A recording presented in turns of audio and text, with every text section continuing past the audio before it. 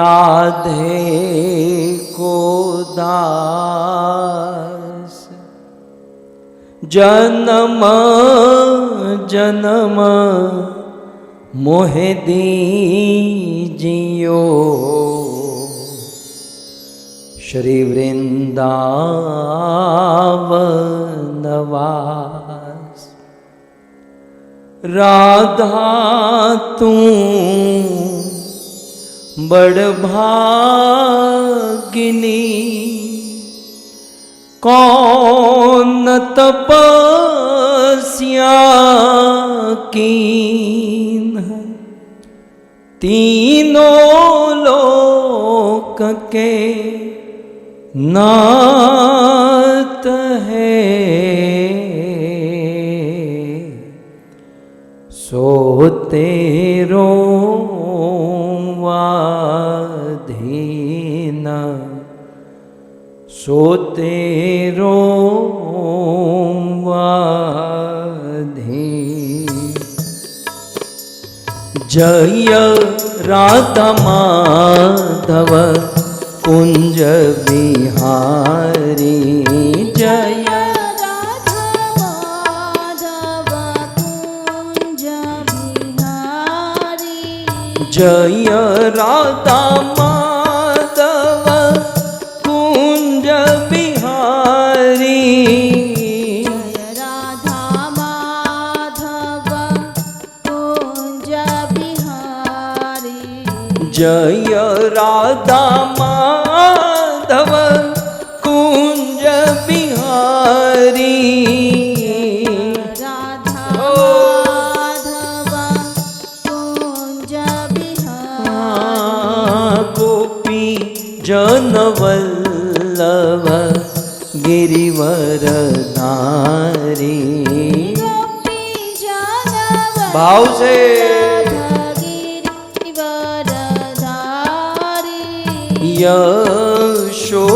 यशोदानंदन ब्रज जन रंजन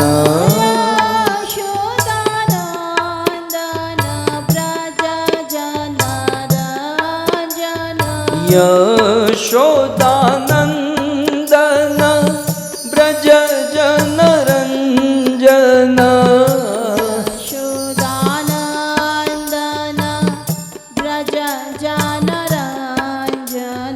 यशोदानंदन ब्रज जन रंजन यशोदानंदन ब्रज जन रंजन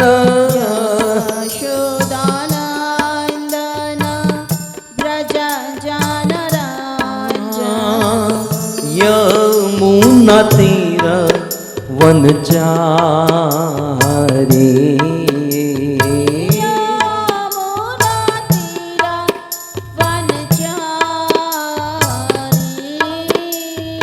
जय राधा माधव कुंज बिहारी जय राधा माधव कुंज बिहारी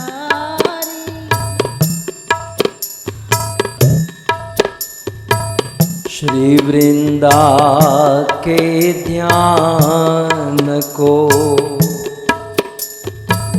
जाके हिय में वास यादवेंद्र निश्चय पूजे वांछितता की आस। रे मन वृंदारण्य को ध्याहूँ आठो या कृपा करे श्री भानुजा संग वृंदा के श्याम। गांगेय चांपेय तड़ी द्विनिंदे रोचि प्रवाह स्नपितात्मविंदे बंधु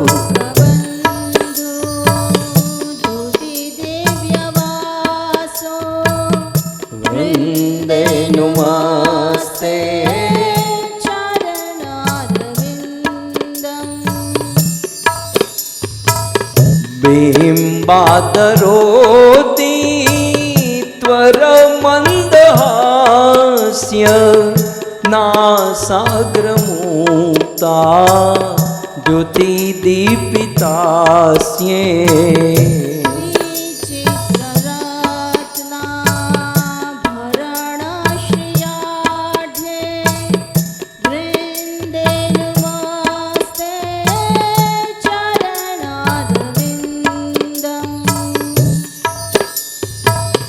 समस्त वैकुंठ शिरोमणो श्री कृष्णस्य वृन्दावन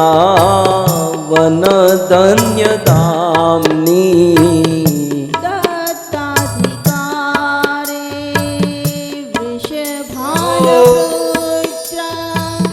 वन्दे नमस्ते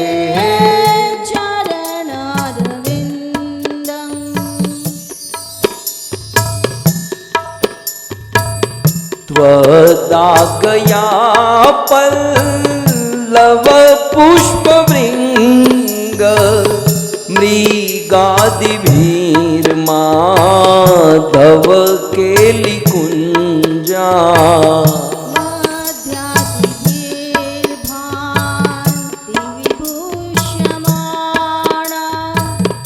वृन्दे नमस्ते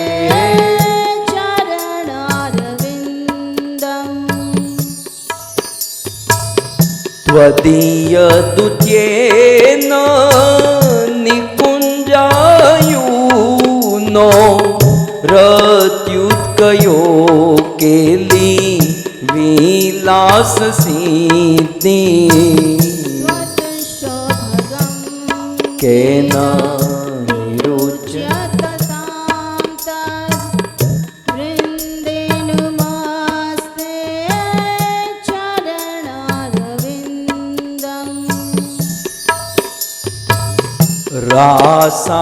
रासाभिलाषो वसतिश्च वृन्दावने त्वदिशाङ्घ्रिं सरोजः सेवा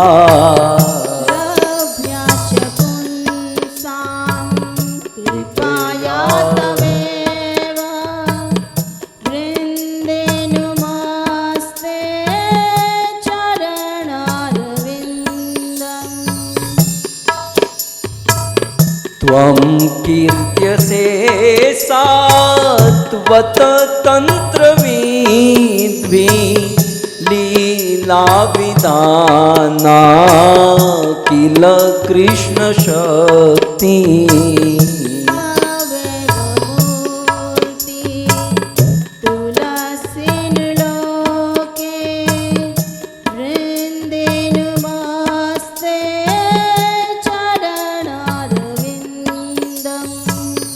भक्त्या विहीना अपराधलक्षे शीताप्सकामादि तरङ्गमध्ये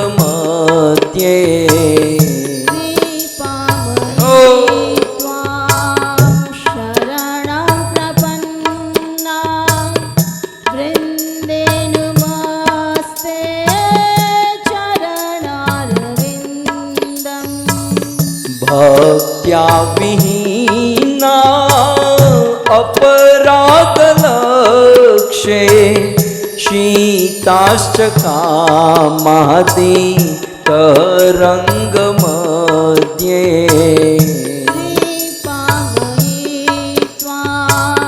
शरणं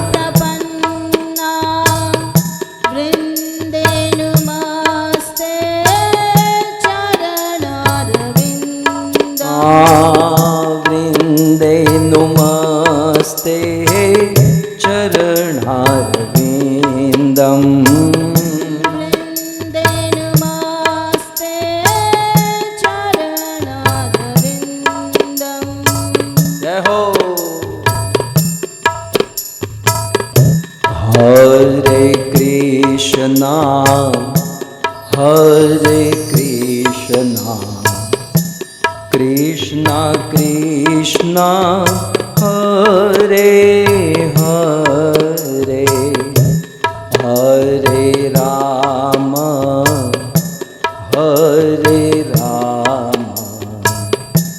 राम राम हरे हरे, हरे कृष्णा हरे कृष्णा कृष्ण कृष्णा हरे हरे, हरे राम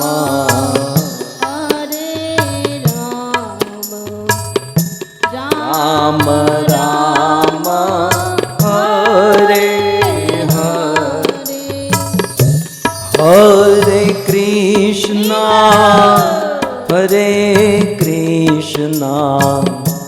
कृष्णा कृष्णा हरे हरे, हरे राम राम राम हरे हरे। गाइए हरे कृष्णा कृष्णा कृष्णा हरे हरे, हरे राम राम राम हरे हरे, हरे कृष्णा कृष्णा कृष्णा हरे हरे, हरे राम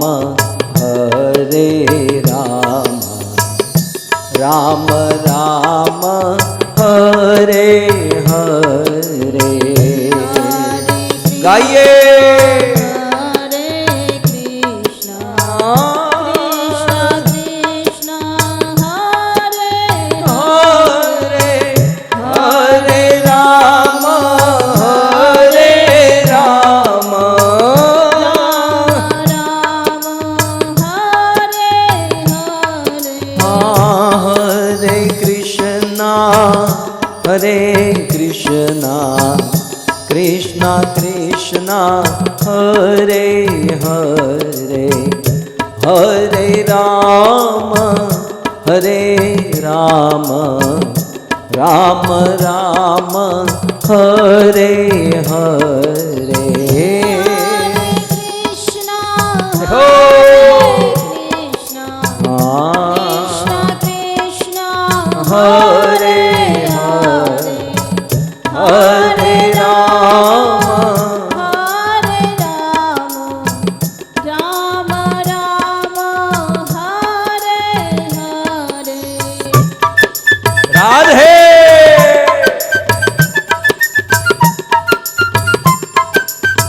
गाय दो।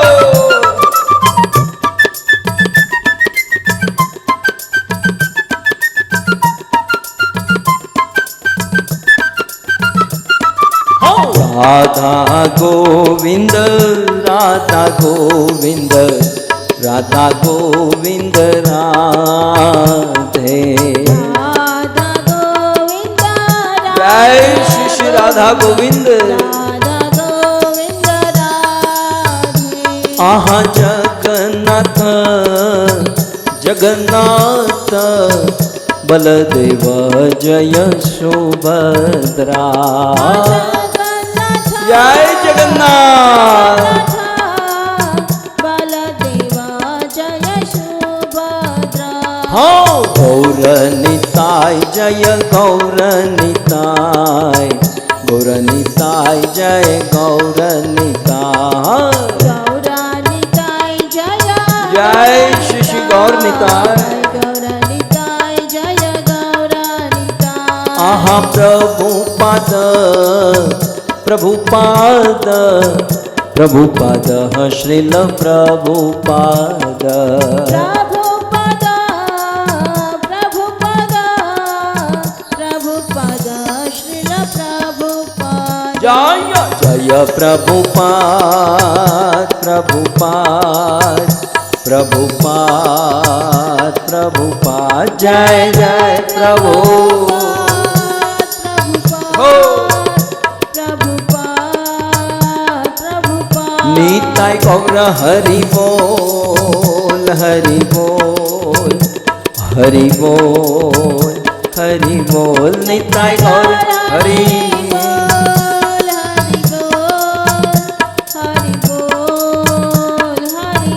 युग धर्म हरि नाम संकीर्तन की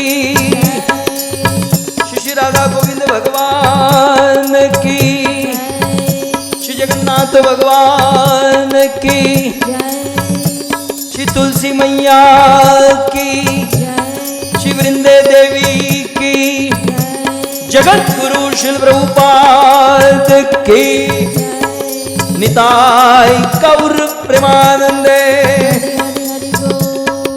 जय जय श्री राधे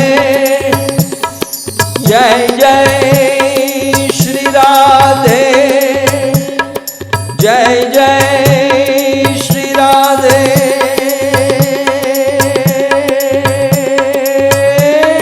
श्याम या द्रष्टा निखिलाघ संग शमनी स्पृष्टावपू पावनी रोगाणाममि वन्दिता निरसनी सिक्तान्तक त्रासिनी प्रत्यासति विधायिनी भगवत कृष्णस्य संरोपिता न्यस्त्यात्तच्चरणे विमुक्तफलदा तस्यै तुलस्यै नमः वंशी विभूषितकरा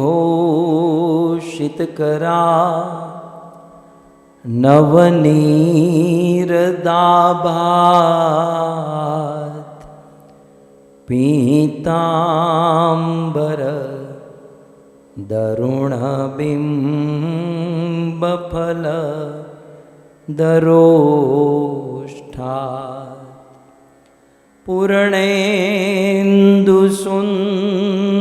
पूर्णेन्दुसुन्दरमुखात्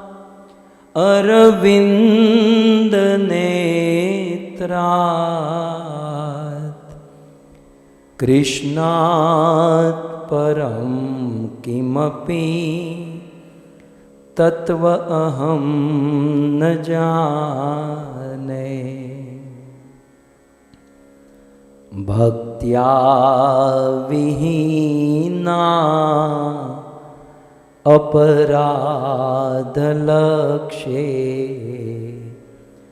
शिताप्शकामा दितरङ्गमध्ये कृपां बुधित्वां शरणं प्रपन्ना वृन्दे नुमस्ते चरणारविन्दम् ॐ नमो भगवते वासुदेवाय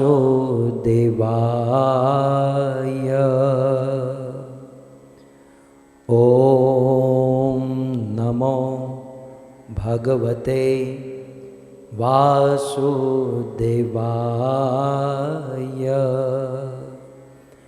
ॐ नमो भगवते वासुदेवाय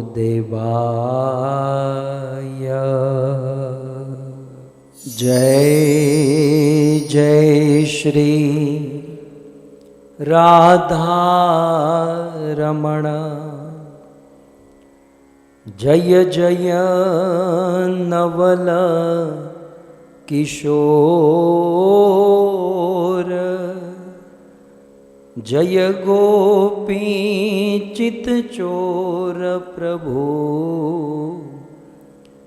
जय जय माखन चोर जय जय माखन चोर।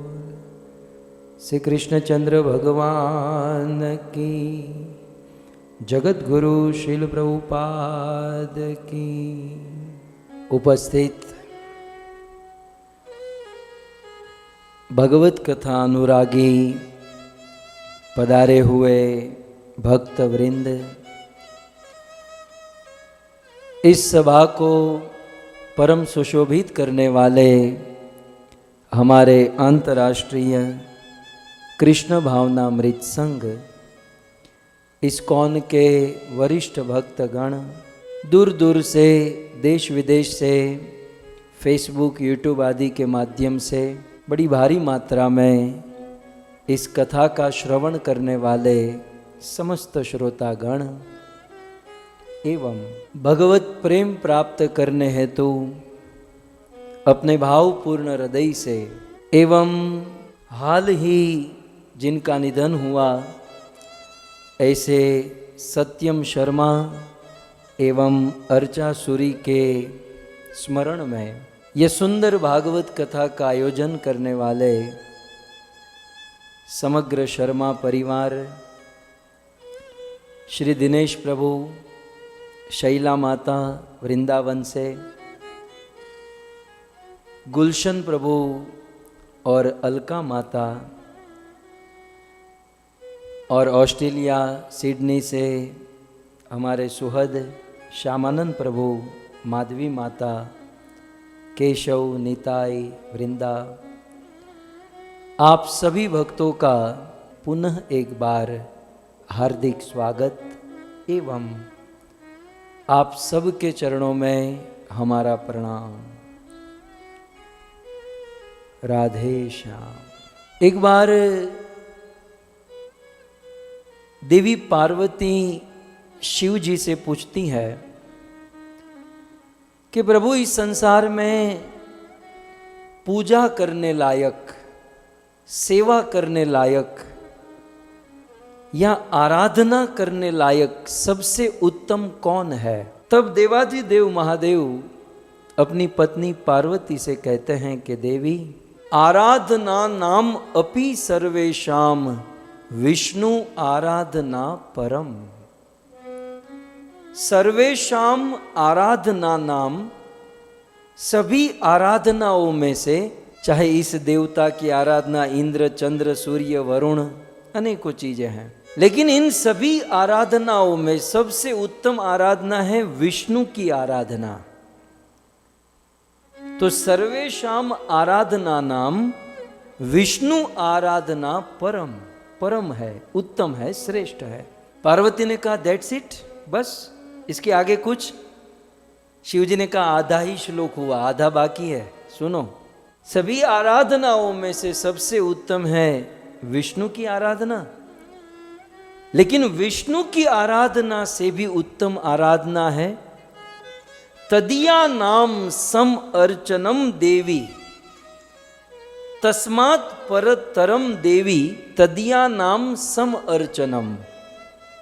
हे देवी, विष्णु की आराधना से भी उत्तम है विष्णु के भक्तों की आराधना, जिन्होंने कसकर विष्णु की चरण पकड़ रखी है, जो सदा सदा के लिए भगवान विष्णु के चरणों में विराजमान होकर भगवान विष्णु की सेवा करते हैं। उनकी पूजा, उनकी सेवा, उनकी आराधना विष्णु से भी उत्तम है। परम सौभाग्य है शिल प्रभुपाद जी की कृपा से हम सब लोग भगवान कृष्ण की भक्ति में लगे हैं। लेकिन अब की बार, इस बार भगवान विष्णु को भी प्रसन्न करने वाली, भगवान विष्णु से भी उत्तम आराधना है उनकी तदीय, उनके चरणों में रहने वाली श्री वृंदा देवी श्री तुलसी देवी की आराधना। श्रीमद् भागवत तुलसी महात्म्य। श्रीमद् भागवत जी के माध्यम से और सात्विक तात्विक चर्चाओं के द्वारा श्री तुलसी देवी की महिमा हम सब श्रवण कर रहे हैं। अनेक लोगों की जिज्ञासा, मन में प्रश्न, कल जिज्ञासा हुई थी कि तुलसी जी का जन्म कैसे हुआ, उनका प्राकट्य कैसे हुआ। धीरज रखो भाई, सब कुछ आएगा। तो आज मन में वह चिंतन हो रहा है। वैसे तुलसी देवी का प्राकट्य 2 ग्रंथों में है। एक है ब्रह्म वैवर्त पुराण। तब आप पूरा थोथा ऐसे खोलोगे पढ़ोगे तो मैं एग्जैक्ट बता दूं।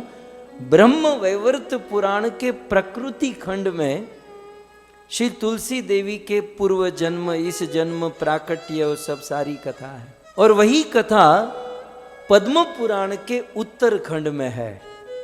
पद्म पुराण का 6 नंबर का जो खंड है, उत्तर खंड। और दोनों पुराणों में तुलसी देवी के प्राकट्य की कथा है, कुछ भिन्न भिन्न है।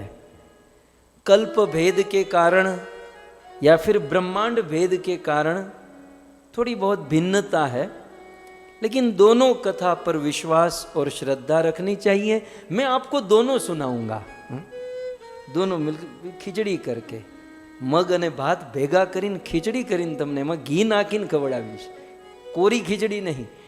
तो किस प्रकार से, एक पुराण में इस प्रकार से ये कथा है। श्री नारद मुनि भगवान श्री विष्णु से या शिव जी से जिज्ञासा करते हैं कि जलजा नव लक्षाणी स्थावरा लक्ष्य विशंति।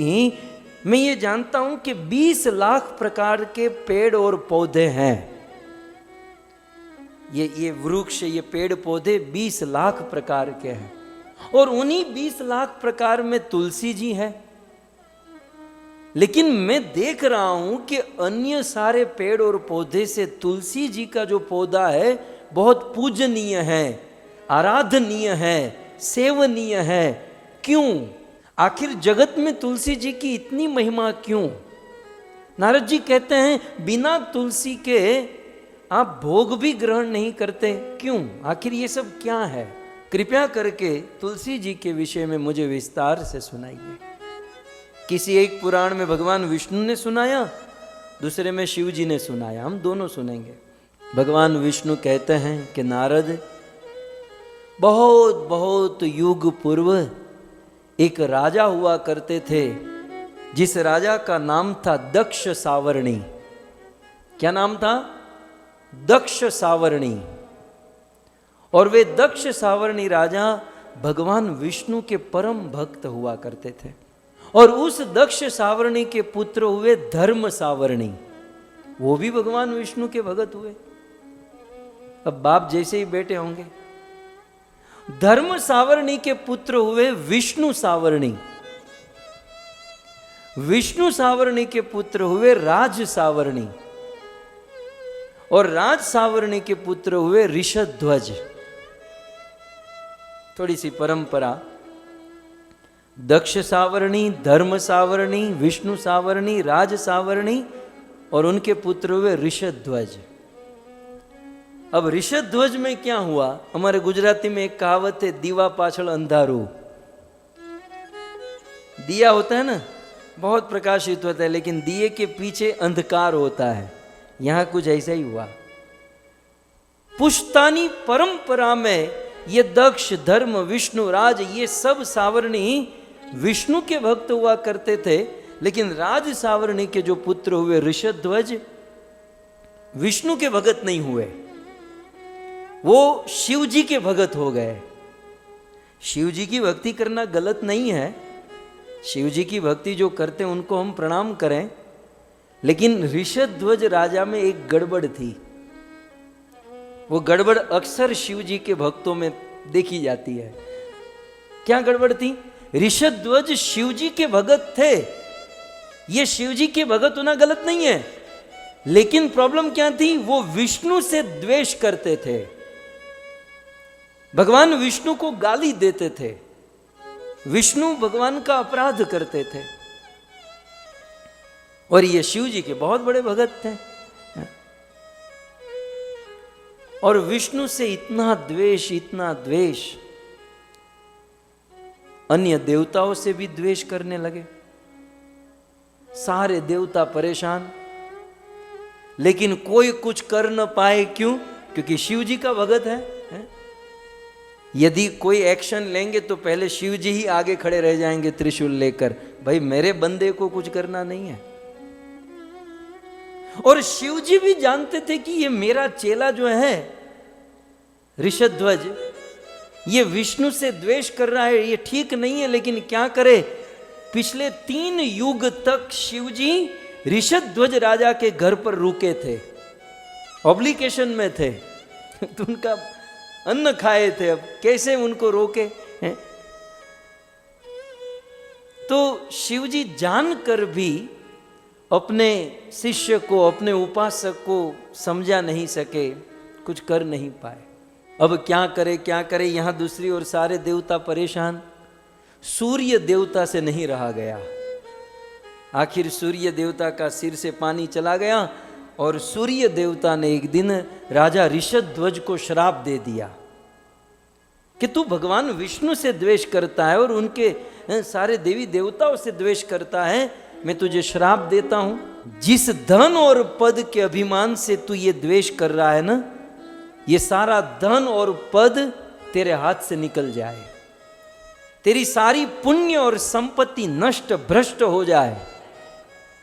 इस प्रकार से सूर्य देव ने श्राप दिया। ऋषध्वज को पता चला, इनको तो ज्यादा कुछ करना नहीं था, ये सीधे गए शिव जी के पास।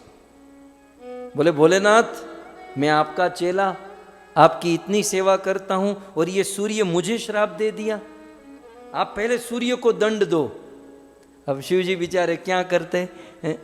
शिव जी मन में सोचते सूर्य ने जो किया है ठीक किया है, इस साले को बस यही लाग का था। लेकिन अब क्या करे, शिव जी उनके ऑब्लिगेशन में है।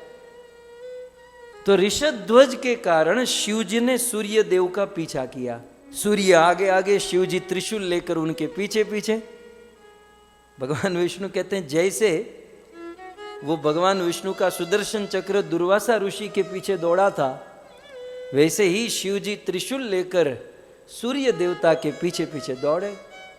सूर्य लोकांतर में अपनी जान बचाने के लिए भ्रमण किए और अंत में जब कहीं पर रक्षा नहीं हुई तो सूर्य देवता वैसे ब्रह्मा के पास गए, कश्यप जी के पास, अपने पिता के पास गए, बहुत लोगों के पास गए, लेकिन अंततः वैकुंठ में भगवान विष्णु के पास पहुंच गए। भगवान विष्णु ने कहा रुको रुको रुको भाई, सूर्य देवता तुम रुको, शिव जी तुम रुको, थोड़ा सा रिलैक्स हो जाओ, ये पानी पियो, प्रॉब्लम क्या है? शिव जी ने कहा कि इस सूर्य ने मेरे चेले को श्राप दे दिया कि पुण्य समृद्धि सब नष्ट भ्रष्ट हो जाए, और मेरा चेला तो इस श्राप के लायक ही था, लेकिन क्या करूं, अब मैंने उनकी सेवा ले रखी है, इसलिए मैंने सूर्य को दंड देना ये मेरा कर्तव्य है। भगवान विष्णु ने बहुत सुंदर कहा कि आप दोनों निश्चिंत हो जाओ। क्यों? बोले शिव जी तुमने सूर्य का पीछा किया, लोकांतर में भ्रमण किया, और भ्रमण करते करते ब्रह्म लोक और फिर वैकुंठ लोक में इतना टाइम निकल गया, इतने समय में तो पृथ्वी लोक पर ऋषध्वज क्या, उसके बेटे के बेटे के बेटे कई सारी परंपरा खत्म हो गई। तो अब शिव जी आपको कोई प्रॉब्लम नहीं है। ऋषध्वज का बेटा हंसध्वज, उनका बेटा कुशध्वज, ये सारे ध्वज चले गए। तो शिव जी अब आप भी चिंता मत करो, सूर्यदेव तुम भी चिंता मत करो, सब अपने अपने काम पर चले जाओ, क्योंकि जिसके कारण ये प्रॉब्लम था वो प्रॉब्लम खत्म हो गया। शिव जी निश्चिंत और सूर्य देवता अपने उसमें। अब इस परंपरा में ऋषध्वज के बेटे हंसध्वज, उनके कुशध्वज, ये करते करते इसी परंपरा में एक राजा हुए जिसका नाम हुआ धर्मध्वज। क्या नाम था भाई? वृंदे देवी की कथा सुननी है, ऐसे ही थोड़ी, धर्मध्वज। और वास्तव में ये राजा धर्म की ध्वजा थे। देखिए सूर्य देव का श्राप जो था ना, अभी भी परंपरा में चल रहा था। वो ऋषध्वज तो मर गए, लेकिन उनकी परंपरा में सूर्य देव का श्राप तो अभी भी लगा हुआ है। कौन सा श्राप? पुण्य नष्ट हो जाए, सुख और समृद्धि खत्म हो जाए। तो धर्म ध्वज उस परंपरा में आए, पुण्य, समृद्धि, संपत्ति कुछ नहीं था। परंतु धर्म ध्वज भगवान विष्णु की भक्ति करने लगे और धर्म ध्वज की पत्नी ऑस्ट्रेलिया सिडनी में रहती थी और उसका नाम था माधवी देवी। खैर ये योग बना है, हमारे यजमान का भी नाम माधवी माता है। तो धर्म ध्वज की पत्नी का नाम था माधवी। सो धर्म ध्वज जो थे वो भगवान विष्णु की उपासना करने लगे, माधवी देवी लक्ष्मी जी की उपासना करने लगी। लक्ष्मी नारायण इन दोनों पर प्रसन्न हुए और जो श्राप सूर्य देव का लगा था, लक्ष्मी नारायण ने प्रसन्न होकर कहा कि तुम्हें क्या चाहिए। धर्मध्वज और माधवी देवी ने कहा कि देखो हमारी परंपरा में सूर्य देव का श्राप है कि समृद्धि नहीं होगी, संपत्ति नहीं होगी, तो आप उस श्राप का कुछ कीजिए। ध्यान से सुनिएगा। तब भगवान लक्ष्मी नारायण ने कहा कि देखो भक्तों के द्वारा दिया गया श्राप हम बदल नहीं सकते, भक्तों की वाणी को हम चेंज नहीं कर सकते। तो फिर धर्मध्वज ने कहा तो फिर हमारे जीवन में तो हम कंगाल ही बने रहेंगे, समृद्धि आएगी ही नहीं, आप प्रभु कुछ कीजिए। तब भगवान लक्ष्मी नारायण ने कहा कि देखो सूर्य देव के श्राप को तो हम टच नहीं कर सकते, लेकिन एक काम कर सकते हैं। बोले क्या? बोले हम वरदान देते हैं कि आपके घर पर लक्ष्मी स्वरूपा एक सुंदर कन्या का जन्म होगा, और जिसके घर पर कन्या का जन्म होता है तो वह कन्या समृद्धि लेकर आती है। भक्तों कई बार समाज में और संसार में घर पर कन्या का जन्म होना, लोग आजकल तो जागृति है, लेकिन एक ऐसा जमाना था कि कन्या को इतना लोग मानते नहीं थे। परिवार में, घर परिवार में कन्या का जन्म हुआ तो उतना उत्साह, उतना ये नहीं रहता था। लेकिन शास्त्र, ये वेद, ये पुराण हमें सिखाता है कि यदि कहीं कन्या का जन्म होता है तो वह कन्या समृद्धि लेकर आती है। इनकी परंपरा में श्राप लगा था कि कभी समृद्धि नहीं होगी, और उस श्राप को भगवान भी टच नहीं कर सकते थे। लेकिन भगवान ने एक टेक्निक की। क्या किया? बोले मैं हम वरदान देते हैं कि तुम्हारे घर पर कन्या का जन्म होगा, और जिसके घर पर कन्या जन्म लेती हैं समृद्धि तो अपने आप खेलने लगती है। और फिर ऐसा ही हुआ। ऐसा वर्णन है पुराणों में कि लक्ष्मी नारायण वरदान देकर चले गए और धर्मध्वज की पत्नी माधवी देवी गर्भवती हुई। माधवी देवी के गर्भ में सुंदर सी कन्या प्रकट हुई, और उनका तेज इतना बढ़ा, इतना बढ़ा। हम भागवत सुनते ना, भागवत में जब भगवान कृष्ण माता देवकी के गर्भ में आए तो कितना तेज बढ़ गया। कंस के कारागार का अंधकार दूर हो गया। इवन कंस जब देखने आया तो समझ गया कि मेरी मौत, मेरा काल इस देवकी के गर्भ में आ चुका है। इतना प्रकाश पुंज। धर्मध्वज की पत्नी माधवी देवी के गर्भ में यह कन्या आई तो उनका तेज प्रकाश बढ़ा, और धीरे धीरे दिन महीने बीते, और ठीक 9 महीने के बाद माधवी देवी के गर्भ से एक दिव्य कन्या का जन्म हुआ। कहते हैं कि इस कन्या की इतनी सुंदरता और इस कन्या में इतने गुण थे, जगत में जिसकी तुलना नहीं हो सकती। सुंदरता और गुण में किसी की तुलना नहीं होने के कारण इनका नाम रखा गया तुलसी, जिसकी कोई तुलना नहीं। आगे आज के प्रवचन में आचार्यों की टीकाओं से मैं दिखाऊंगा। तुला, तुला कहते हैं ना, तुला हम वजन तोलते हैं, तो तुला माने तुलना। तो तुलसी जिसकी कोई तुलना नहीं है, गुणों में और सुंदरता में जिसका कोई जोड़ा नहीं है, उसे तुलसी कहते हैं। सो इस प्रकार से माता तुलसी का जन्म हुआ। और पद्म पुराण में कुछ ऐसा वर्णन है कि सतयुग में मथुरा के एक राजा हुए, मथुरा नरेश, महाराज काल नेमी। और महाराज काल नेमी के घर पर ये सुंदर सी कन्या वृंदा का जन्म हुआ।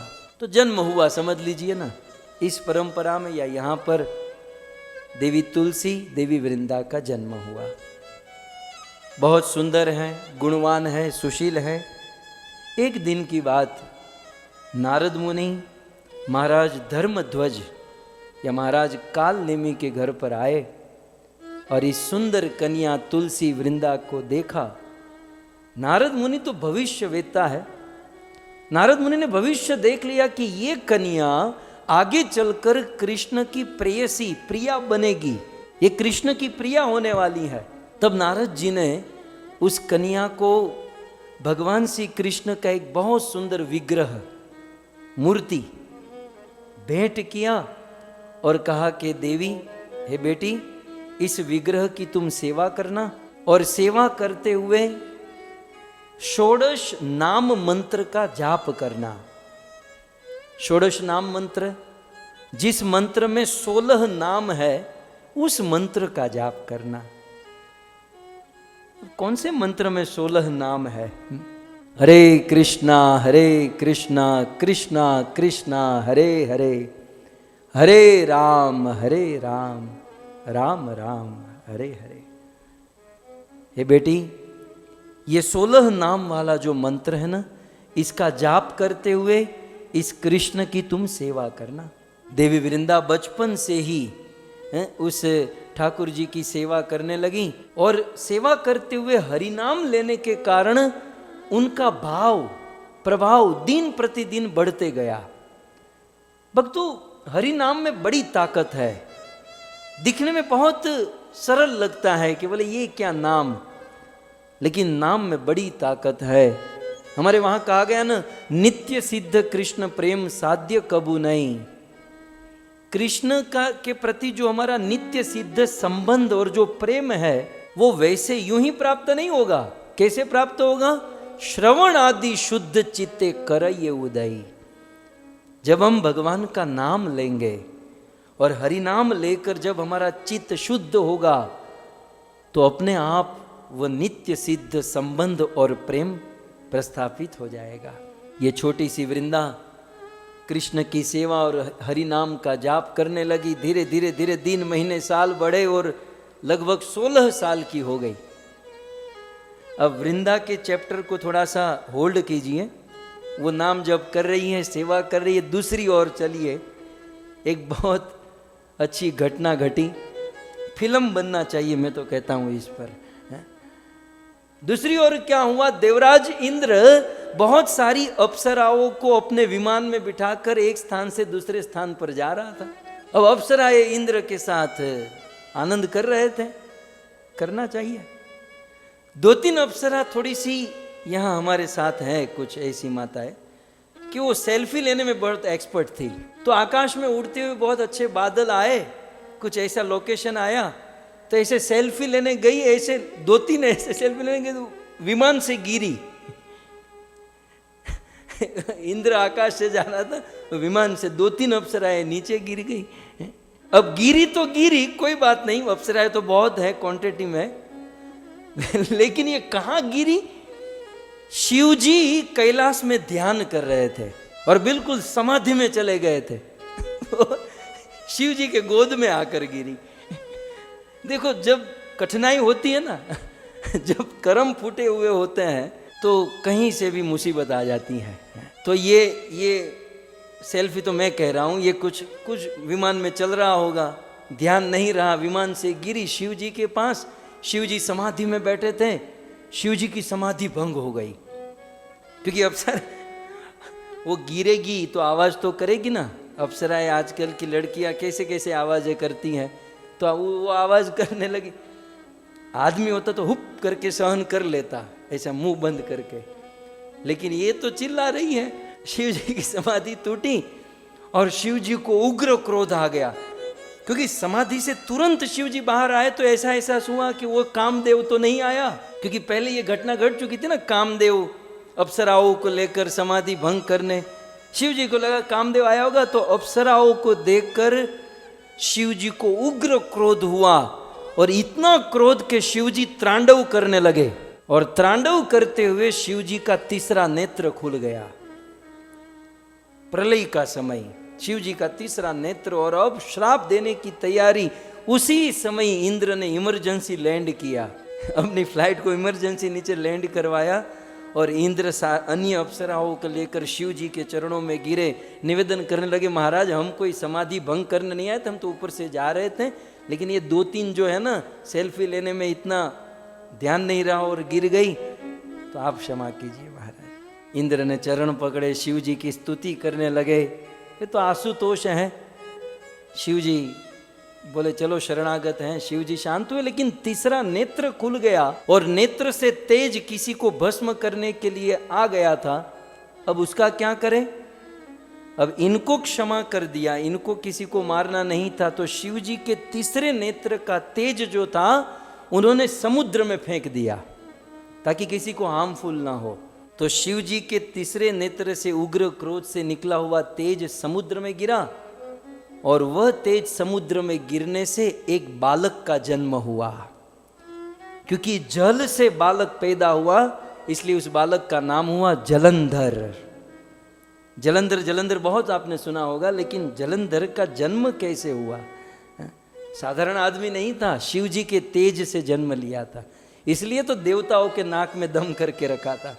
तो जलंधर शिव जी के तीसरे नेत्र तेज से समुद्र में जल से उनका जन्म हुआ, और आगे चलकर ये जलंधर समस्त असुरों का राजा, समस्त असुरों का सम्राट हुआ। और जलंधर ने पंजाब में अपनी राजधानी को स्थापित किया। पंजाबी था श्यामानंद जी, आज भी पंजाब में गांव है ना जलंधर तो वो जलंधर गांव यही इसी बंदे का है? देखो पंजाबियों की कथा भी भागवत में है लेकिन ये जलंधर बड़ा माथा भारे था। तो अब जलंधर वैसे सम्राट था। अब जलंधर भी क्या है ना, उनको पता चल गया कि एक कन्या है, बहुत सुशील है, सुंदर है, गुणवान है, और वो है वृंदा। ये वृंदा के लिए तपस्या करने लगा, वहां वृंदा भगवान की सेवा में लगी हुई है। अब जैसे तैसे जलंधर और वृंदा का विवाह हो गया, क्योंकि बेटी बड़ी होती है तो शादी तो करनी है। तो वृंदा और जलंधर का विवाह हो गया, और वृंदा लौकिक धर्म को भी पूर्ण रूप से पालन करते हुए अपने पति की पूर्ण रूप से सेवा करती, पतिव्रता धर्म को अखंड रूप से पालन कर रही थी। जैसे इतिहास में आता है ना, अत्रि और अनसुया के विषय में, अनसुया ने पतिव्रता धर्म को निभाकर ब्रह्मा, विष्णु और महेश को अपना बेटा बना दिया। स्त्रियों के लिए लोक में सबसे बड़ा धर्म यदि कोई है, वो है पतिव्रता धर्म। मैं जानता हूं मेरा बोलना टोटल फेल है लेकिन क्या करूं, व्यासपीठ पर बिठाया है इसलिए मुझे बोलना पड़ेगा। तो मुझे पता है कि ये टाइम वेस्ट ही है लेकिन स्त्रियों के लिए लौकिक लोक में सबसे बड़ा धर्म कहा गया, वो है पति की सेवा करना, जो वृंदा ने की थी। और अपनी पति की सेवा करने से, प्रतिव्रता धर्म को अखंड रूप से निभाने से उनके पति जलंधर में बहुत ताकत आ गई, बहुत प्रभावशाली बन गया। वृंदा के पतिव्रता बल के कारण उनका पति तीनों लोकों का बादशाह हो गया। पहले तो पंजाब का ही राजा था लेकिन पत्नी ऐसी मिल गई कि तीनों लोगों को जीत लिया। इवन अब तो क्या हुआ कि ये जलंधर देवताओं के साथ युद्ध किया, देवताओं को हरा दिया और स्वर्ग को जीत लिया। देवता रोड पर, देवता भटकने लगे, अब हम कहाँ रहे। और फिर देवता अपना स्वर्ग वापस लेने आते तो ये जलंधर उनसे युद्ध करता और देवताओं को स्वर्ग प्रवेश नहीं करने देता। बात ये थी, इवन शिव जी के तेज से जलंधर का जन्म हुआ, लेकिन शिव जी भी जलंधर के साथ युद्ध करने लगे, शिव जी भी उनको नहीं हरा पाए। कारण ये था कि जलंधर जब युद्ध करने जाता था तब उनकी पत्नी वृंदा न खाना न पीना, केवल भगवान श्री कृष्ण विष्णु के अर्च विग्रह के सामने बैठकर भगवान का नाम लेती थी। पूर्ण रूप से अपने शरीर के पति का धर्म और आत्मा के पति का धर्म, दोनों पतिव्रत धर्म, मतलब दोनों ट्रैक परिपूर्ण रूप से वृंदा निभा रही थी। और इसके कारण उनका पति जलंधर वहां सबके नाक में दम करके रखा था। अब सारे देवता परेशान, क्या करे क्या करे। अब शिव जी से भी बात नहीं बनी, ब्रह्मा से तो बनी ही नहीं। तब ब्रह्मा जी, शिव जी, सारे देवी देवता भगवान विष्णु के पास गए, भगवान से निवेदन करने लगे, प्रभु अब तो हमारा जीना मुश्किल हो गया है, रहने के लिए घर नहीं हाथ में रहा। बोले जलंधर को मार दो। भगवान ने कहा, बोले ये मरने वाला नहीं। क्यों? क्योंकि उनकी पत्नी पतिव्रता नारी है। तो बोले जलंधर कैसे मरेगा? बोले उनकी पत्नी का पतिव्रता धर्म यदि तोड़ देंगे तो जलंधर को हम मार सकते हैं।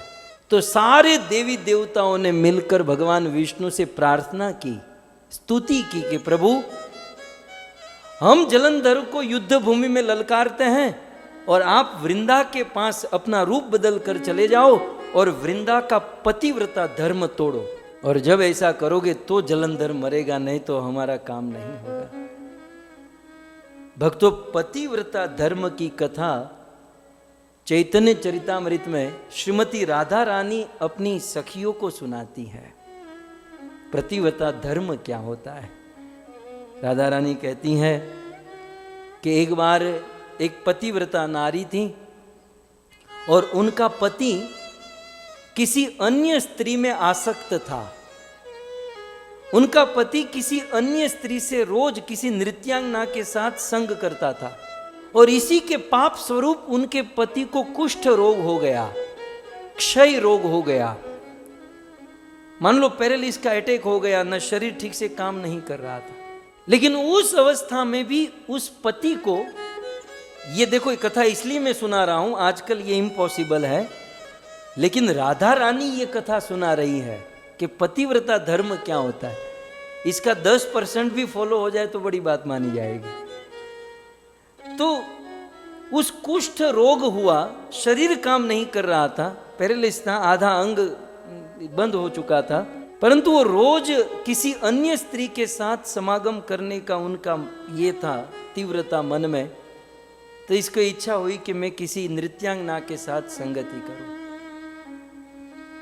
तो वो पतिव्रता नारी अपने पति को कंधे पर बिठाकर उस नृत्यांगना के पास लेकर जाती है। पतिव्रता नारी। फिर तो कथा ऐसी राधा रानी सुनाती है कि सखी अपने पति को किसी अन्य स्त्री के पास लेकर जा रही थी और रास्ते में दुर्वासा ऋषि मिले और उसके पति का पांव दुर्वासा ऋषि के माथे में लगा तो दुर्वासा ने श्राप दे दिया, अरे दुष्ट पापी, तू अपना ये दुष्ट पांव मेरे मस्तक पर टच कर रहा है, मैं श्राप देता हूं कि सुबह सूर्य उदय होते ही तेरी मृत्यु हो जाएगी।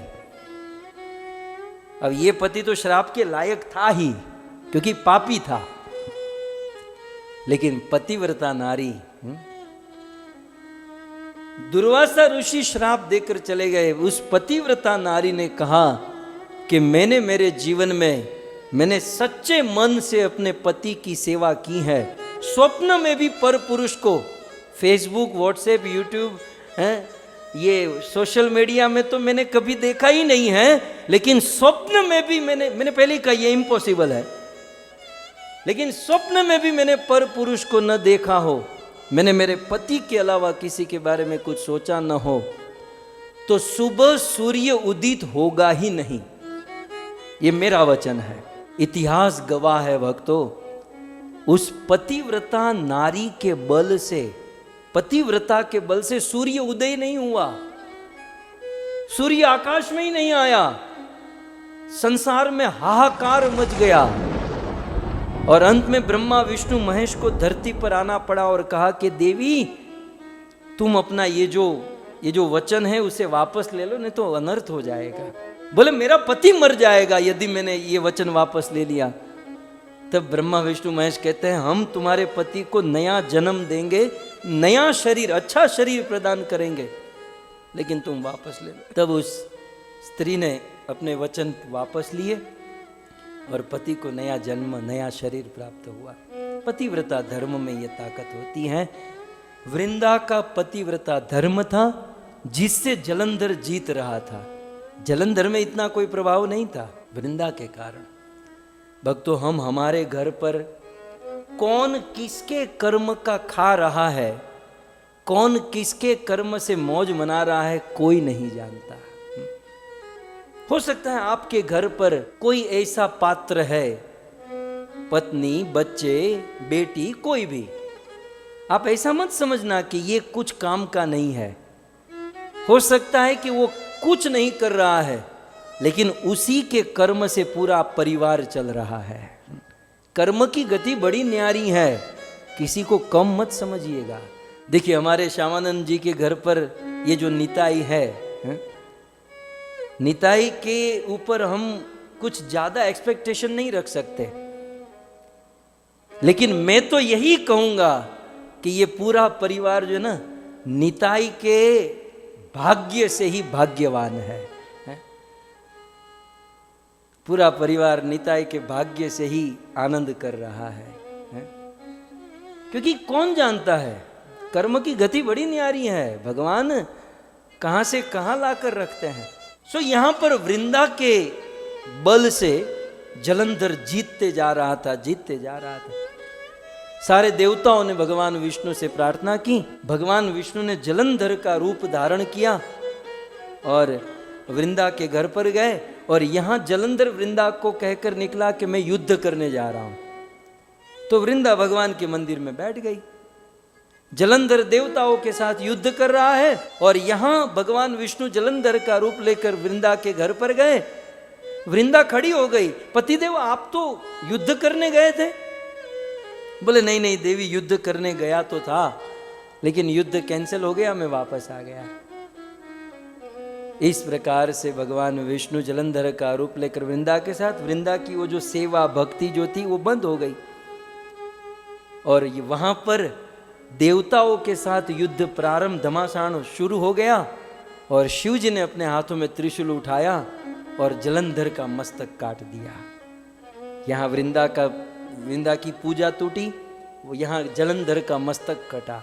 लेकिन फिर भी पतिव्रता नारी थी ना, जलंधर का मस्तक कटा और उड़कर वृंदा के गोद में आकर गिरा, और मरते हुए बोला कि ये छलिया, ये कपटी है, तुम्हारा पति मैं हूं और मुझे छल कपट करके मारा गया है। इस प्रकार से जब वृंदा ने देखा कि मेरा पति मर गया और मेरा पतिव्रता धर्म नष्ट होने के कारण मेरा पति मरा, यदि ये मेरा पति मर गया तो ये जो मेरे सामने खड़ा ये कौन है?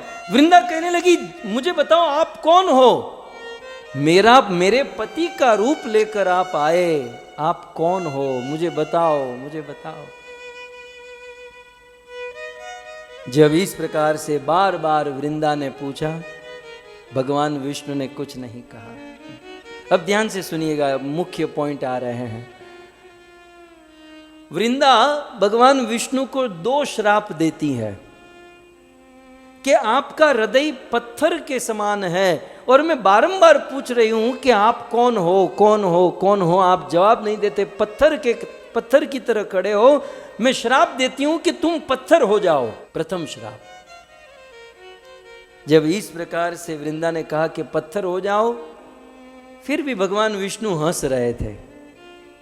भगवान विष्णु को हंसते देखकर वृंदा का क्रोध और बढ़ा। बोले, मैं श्राप दे रही हूं और तुम हंस रहे हो, जाओ मैं दूसरा श्राप देती हूं कि आप में कीड़े पड़े। हमारे वहां कहते ना, मुई तुझ में कीड़े पड़े, वैसे वृंदा ने श्राप दे, आप में कीड़े पड़े। तो 2 श्राप वृंदा ने भगवान विष्णु को दे दिया। अब अभी भी भगवान वृंदा को पता नहीं है कि ये विष्णु है। वो तो जलंधर का, बोले कोई बहरूपिया मेरे पति का रूप लेकर आया, तो आप पत्थर हो जाओ और आप में कीड़े पड़े। 2 श्राप। जब इस प्रकार से इनका श्राप देना ही था, जब श्राप कंप्लीट हुआ, तब तक भगवान शिव और लक्ष्मी जी वहां पर आ गए। ध्यान से क्लाइमैक्स देखिएगा, शिव जी और लक्ष्मी। श्राप जैसे ही कंप्लीट हुआ बोलना, तुरंत शिव जी और लक्ष्मी जी आ गए। और लक्ष्मी जी देख रही है कि ये मेरे पति को इतना बड़ा श्राप दे रही है। लक्ष्मी जी से नहीं रहा गया और लक्ष्मी जी ने वृंदा को श्राप दे दिया कि तू जानती भी है ये कौन है? बोले कौन है? कोई बहरूपिया है? बोले ये साक्षात विष्णु है, विष्णु। और तूने विष्णु को पत्थर बनने का श्राप दिया, उनमें कीड़े पड़ने का श्राप दिया। मैं तुझे श्राप देती हूं कि तुझ में बुद्धि नहीं है, इसलिए तू जड़ की तरह हो जा, तू जड़ हो जा। इस प्रकार से जब कहा कि तुम जड़ हो जा, और फिर भगवान विष्णु का स्वरूप प्रकट हो गया। जैसे ही स्वरूप प्रकट हुआ, तुरंत ही देवी वृंदा रोते हुए भगवान विष्णु के चरणों में गिर गई। इति उक्त्वा महासाध्वी ब्रह्मवैवर्त, इति उक्त्वा च महासाध्वी निपत्य चरणे हरे भृंश रुरोध शोकार्ता वील लाप मुहुर्मुहु। वृंदा, एक तो पति के मरने का दुख तो था ही, और ऊपर से मैंने विष्णु को श्राप दे दिया, और भगवान को ऐसा पत्थर बनो और उसमें कीड़े पड़े, मैं तो जड़ हो जाऊं, मुझे कोई चिंता नहीं। क्योंकि आखिर तो वृंदा भगवान की भक्त थी ना, जीवन भर सेवा की थी। तो महासाध्वी नारी निपत्य चरणे हरे, हरि के चरणों में गिर गई।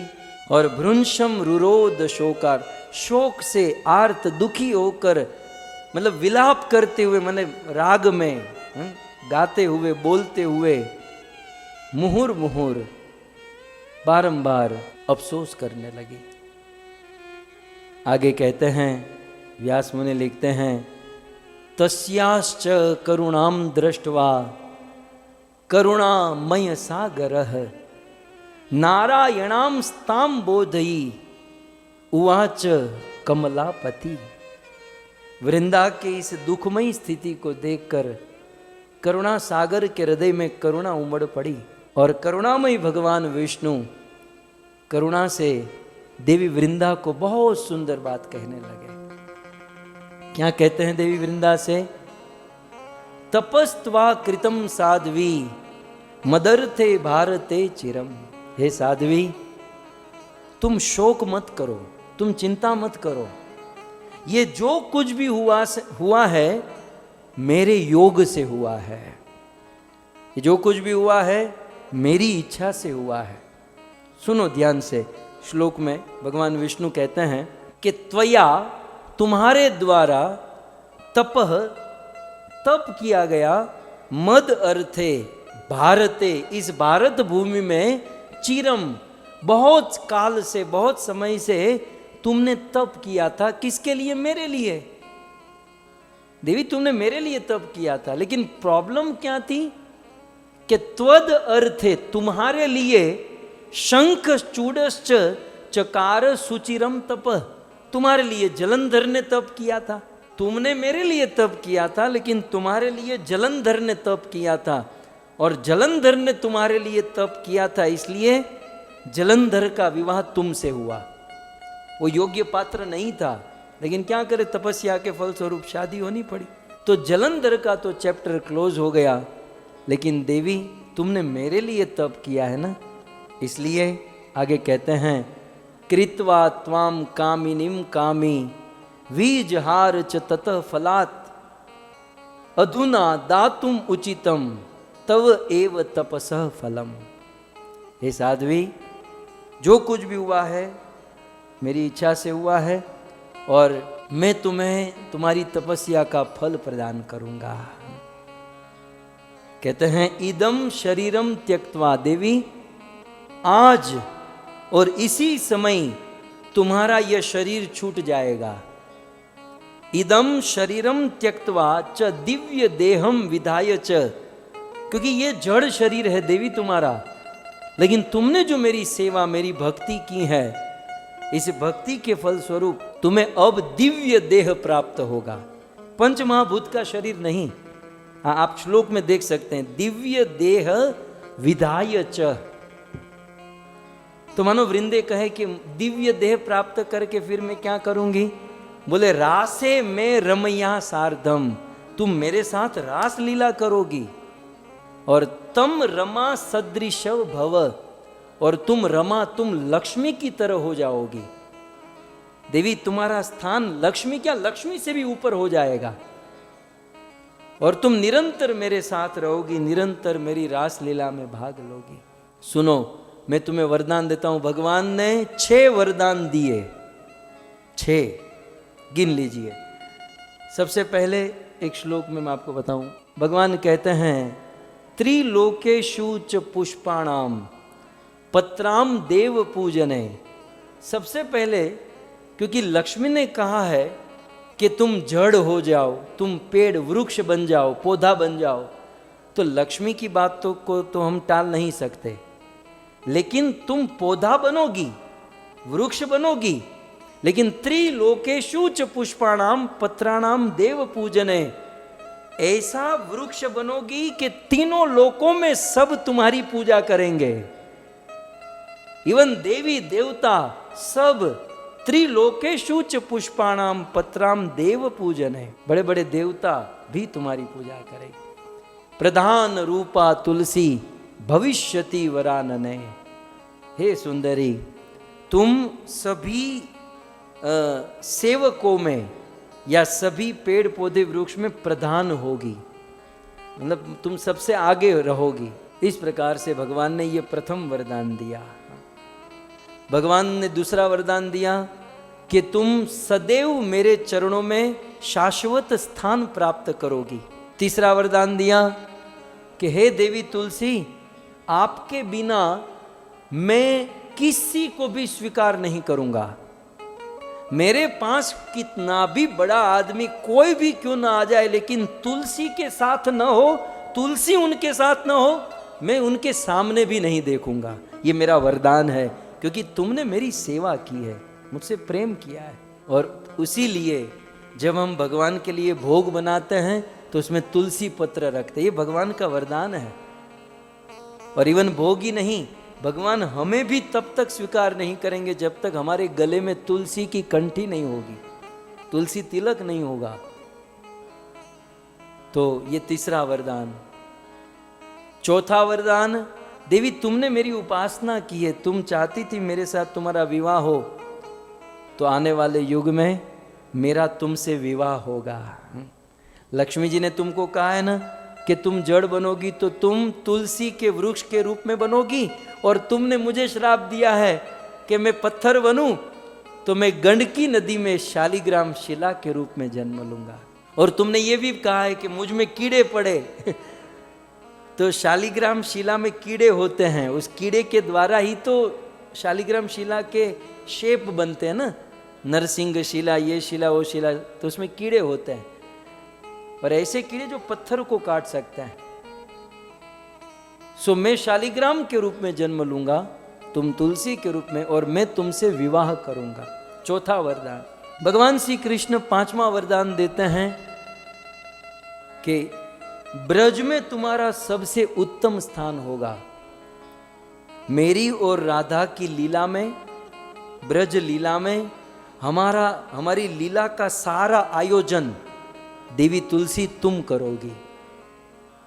मान लो हमारे ब्रज में लीला जो होगी उसकी जनरल मैनेजर तुलसी आप बनोगी। और इतना ही नहीं, राधा रानी की तरह दूसरा स्थान तुम्हारा होगा।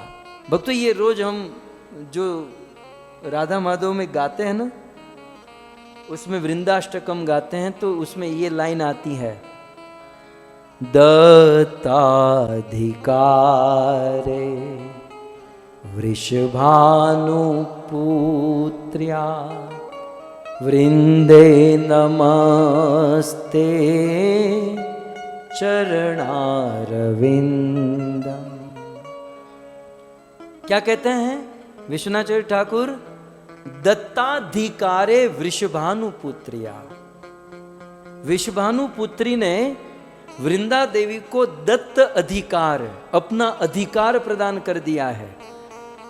श्रीमती राधा रानी ने अपना अधिकार वृंदे देवी को, तुलसी देवी को दे दिया है।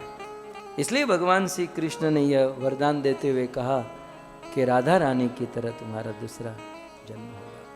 तो पद्म पुराण और इसमें कहते हैं कि जिस दिन जलंधर का सिर कट गया, मृत्यु हुई, उसी दिन वृंदा जलंधर के पीछे उसी चिता में, अग्नि में सती बनकर अपना देह त्याग दिया। और उस वृंदा का दूसरा जन्म कार्तिक मास पूर्णिमा का दिन और शुक्रवार, कार्तिक पूर्णिमा शुक्रवार, जिस दिन भगवान श्री कृष्ण ने कंस का वध किया था बाद में, लेकिन कार्तिक पूर्णिमा शुक्रवार के दिन वही वृंदा का जन्म तुलसी के रूप में हुआ। सो हम कार्तिक पूर्णिमा में तुलसी विवाह करते ना, तो तुलसी जी का जन्म कार्तिक पूर्णिमा शुक्रवार को हुआ और तुलसी जी का विवाह भी कार्तिक पूर्णिमा को हुआ, इसलिए हम तुलसी विवाह मनाते हैं। तो इस प्रकार से तुलसी देवी का जन्म हुआ और फिर तो आचार्यों ने जड़ी बरसा दी। वृंदा वृंदावनी विश्व पूजिता विश्व पावनी, पुष्प सरा नंदिनी च तुलसी कृष्ण जीवनी। तुलसी जी के 8 नाम हो गए। ये तुलसी जी के 8 नाम वृंदा, वृंदावनी, विश्व पूजिता, विश्व पावनी, पुष्प सारा, नंदिनी, तुलसी कृष्ण जीवनी। तुलसी जी के ये मुख्य 8 नाम है। ऐसा कहते हैं कि एतन नामाष्टकम चैव स्तोत्रम नामार्थ संयुतम। यदि कोई रोज इस तुलसी जी के 8 नाम को पढ़ता है, यह पठेत च सम पूज्य तो 100 अश्वमेघ फलम लभेत, वह व्यक्ति 100 अश्वमेघ यज्ञ का फल प्राप्त कर लेगा। सो इस प्रकार तुलसी देवी के ये 8 नाम से तुलसी देवी की सेवा और पूजा की जाती है। भक्तों, आपकी जानकारी के लिए श्री चैतन्य महाप्रभु चाहे दक्षिण भारत की यात्रा हो, चाहे वृंदावन की यात्रा हो, श्री चैतन्य महाप्रभु जहां जहां गए तुलसी जी को अपने साथ लेकर गए। ऐसा वर्णन है, महाप्रभु जहां कीर्तन करते या जहां बैठकर हरि नाम जाप करते तो तुलसी जी के बगल में ही जाप करते। और फिर भक्तों को पता चल गया, महाप्रभु जहां बैठते वहां तुलसी लाकर रख देते और महाप्रभु तुलसी के आश्रय में बैठकर ही अपनी साधना, अपनी सेवा, स्वयं भगवान कृष्ण चैतन्य महाप्रभु बनकर आए और हमें सिखाया कि हमें कोई भी शुद्ध पवित्र कार्य, भगवत भक्ति के जो कार्य हैं वो तुलसी जी की साक्षी में करने चाहिए, वो तुलसी जी के आश्रय में, चरणों में बैठकर करने चाहिए। श्री चैतन्य महाप्रभु ने अपने आचरण से चरितार्थ किया। और तुलसी जी की महिमा इस युग में, मध्यकालीन युग में सबसे अधिक तुलसी की महिमा का प्रचार यदि किया हो तो वो है जगत गुरु शिल प्रभुपाद जी ने। प्रभुपाद जी ने तुलसी जी का जितना प्रचार किया इस युग में किसी संत ने नहीं किया। शिल प्रभुपाद तुलसी जी की कृपा को बहुत मानते थे और उनकी आवश्यकता को जानते थे, और इसीलिए शिल प्रभुपाद जी ने अपने इस्कॉन संस्था में एक नहीं, दिन में 2 बार तुलसी आरती का विधान रखा। आप सब जानते हैं, सुबह मंगला आरती में भी तुलसी आरती, अर्चन आरती पूजा होती है, और संध्या को भी तुलसी आरती अर्चन पूजा होती है। 2 बार प्रभुपाद जी ने डेली इसका विधान रखा। तो इस प्रकार से तुलसी जी का प्राकट्य, तुलसी जी की महिमा संक्षिप्त में हमने श्रवण की। आइए अब श्रीमद् भागवत जी में तुलसी का स्थान, पीछे बैकड्रॉप देखकर आप समझ ही गए होंगे क्योंकि आप सब बड़े बुद्धिमान हो चुके हैं, लेकिन भागवत जी में गोपियों ने तुलसी जी का परम आश्रय लिया है। आइए श्रीमद् भागवत के 10वें स्कंद से तुलसी जी की महिमा को हम सुने। हरे कृष्णा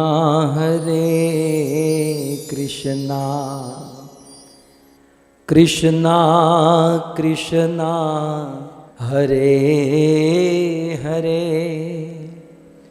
हरे राम राम राम हरे हरे। श्रीमद् भागवत तुलसी महिमा। वैसे तो तुलसी जी की महिमा को सुनने के लिए 108 उपनिषदों में एक उपनिषद ही है, तुलसी उपनिषद। परंतु सभी वेदों का सार निगम कल्प तरोर गलितम फलम क्या है? श्रीमद् भागवतम। सभी वेदों का सार है भागवत, भागवत का सार है दशम स्कंध, और दशम स्कंध का सार है रास पंचाध्यायी, जिसे पंच प्राण कहे गए हैं। जीवन को टिकाने के लिए 5 प्राण की आवश्यकता होती है। रास पंचाध्यायी भक्ति और प्रेम के 5 प्राण है। और उस रास पंचाध्यायी में एक बहुत सुंदर तुलसी माता की महिमा का अद्भुत वर्णन है। कथा से आप सब परिचित हैं। शरद पूर्णिमा की रात्रि श्री कृष्ण की बांसुरी बजना और सभी गोपियों का कृष्ण के पास दौड़कर चले आना। कृष्ण ने समस्त गोपियों को बहुत सुंदर सौभाग्य दिया और यमुना के तट पर बहुत सुंदर रास प्रारंभ हुआ। भगवान श्री कृष्ण का वह शुद्ध विशुद्ध रास समस्त गोपियों को सुंदर सौभाग्य। परंतु उसी रास के बीच में आध्यात्मिक स्पिरिचुअल प्लेटफॉर्म पर एक ऐसी घटना घटी कि गोपियों को ऐसा होने लगा कि कृष्ण मेरे ही साथ है, अन्य किसी के साथ नहीं है। सो गोपियों के मन में थोड़ा सा मद होने लगा। और आज राधा रानी के मन में हुआ कि कृष्ण मुझे छोड़कर अन्य गोपियों के साथ। राधा को मान हुआ, गोपियों को अभिमान हुआ। कृष्ण के पास एक ही मार्ग था कि अब यहाँ से अदृश्य हो जाएंगे तो उनका अभिमान और इनका मान दोनों खत्म हो जाएगा। और उस समय भगवान श्री कृष्ण गोपियों के बीच में से अदृश्य हो गए। राधा रानी के साथ कुछ देर तक चले, फिर तो कृष्ण राधा के बीच में से भी अदृश्य हो गए और सभी गोपियां कृष्ण को खोजने लगी। अब कृष्ण के विरह में गोपियों की बहुत विकल स्थिति थी। उस स्थिति का वर्णन पूरे एक अध्याय में है कि गोपियों को कृष्ण का स्मरण इतना प्रगाढ़ होने लगा कि गोपियां कृष्ण का अनुकरण करने लगी। एक गोपी कृष्ण बन जाती, अन्य 3-4 गोपी वह चुन्नी लेकर खड़ी रह जाती और वह गोपी ऐसे उंगली करती कि मैंने गिरिराज गोवर्धन धारण किया है। तो फिर कभी अघासुर को मारने की लीला, कभी ये लीला, कभी वो लीला। कृष्ण के विरह में कृष्ण का प्रगाढ़ स्मरण, तो गोपियां कृष्ण का अनुकरण करने लगी। फिर गोपियां कृष्ण को पुकारने लगी, चिल्लाने लगी, रोने लगी। ये सारी बात श्रीमद् भागवत जी में है। लेकिन अब कृष्ण को खोजना है। पहले तो सोची कि अब निकट कहीं थोड़े दूर जाएंगे तो मिल जाएंगे, लेकिन कृष्ण नहीं मिल रहे हैं। फिर भागवत जी में ऐसा भी वर्णन है कि गोपियां अब मार्ग में जो भी मिल रहे हैं उनको पूछ रही है। कोई पशु मिला तो पशु को पूछा, आपने हमारे कृष्ण को देखा? किसी पक्षी को पूछा, पेड़ पौधे को पूछने लगी। जब कहीं से उत्तर नहीं मिला तब गोपियों ने तुलसी देवी को देखा और तुलसी देवी को देखकर सारी राधा समेत सारी गोपियां तुलसी के चरणों में गिर गई और गोपियों के मुख से यह श्लोक निकल गया। कची तुलसी कल्याणी गोविंद चरण प्रिये। कची तुलसी कल्याणी गोविंद चरण प्रिये। सह त्वाली कुले बिभ्र दष्टस्ते प्रियोच्युत दृष्टस्तेति प्रियोच्युतः। जब गोपियों को कृष्ण का विरह हुआ तब गोपियों ने तुलसी की शरण ग्रहण कर ली। और ऐसा कहते हैं कि तुलसी की शरण ग्रहण करने के बाद उनको कृष्ण मिले। पॉइंट यह है कि जब गोपियों को कृष्ण का विरह हुआ तब उन्होंने कृष्ण की शरण ग्रहण की, तो क्या हमें आज कृष्ण का विरह नहीं है? वैसे विग्रह के रूप में तो है, लेकिन साक्षात रूप में कृष्ण हमारे पास नहीं है। जैसे गोपियों के पास कृष्ण नहीं थे तो तुलसी की शरण ग्रहण की, और हम उसी गोपियों के पद चिन्हों पर चलते हुए यदि तुलसी की शरण ग्रहण करें तो अवश्य कृष्ण प्राप्त हो जाएंगे। लेकिन गोपियों ने तुलसी की शरण कैसे ग्रहण कर ली, श्लोक में आप देखिए, बहुत सुंदर बात। गोपियां तुलसी से कहती हैं कि कच्ची तुलसी कल्याणी, हे तुलसी देवी। तुलसी देवी को संबोधन देते हुए उनकी महिमा कहते हैं कि तुलसी आप कौन हो? बोले कल्याणी। सबसे पहले आप नीचे जो देख रहे हैं ना, ये वंशीधर जी की टीका है। तुलसी शब्द की डेफिनेशन अपनी टीका में वंशीधर जी लिखते हैं, तुलम माने तौल्यम, स्यति माने दूरी करोति, इति तुलसी। तुलसी का अर्थ क्या है? तौल्यम दूरी करोति, माने भगवान के साथ जो विरह है, हमारी जो दूरी है, मतलब भगवान के साथ हमारा जो हमारा विरह जो हो चुका है, उस विरह को जो दूर करती है उसे तुलसी कहती है। या फिर वंशीधर जी दूसरा कहते हैं कि यया तुल्या अन्य न इति भावः।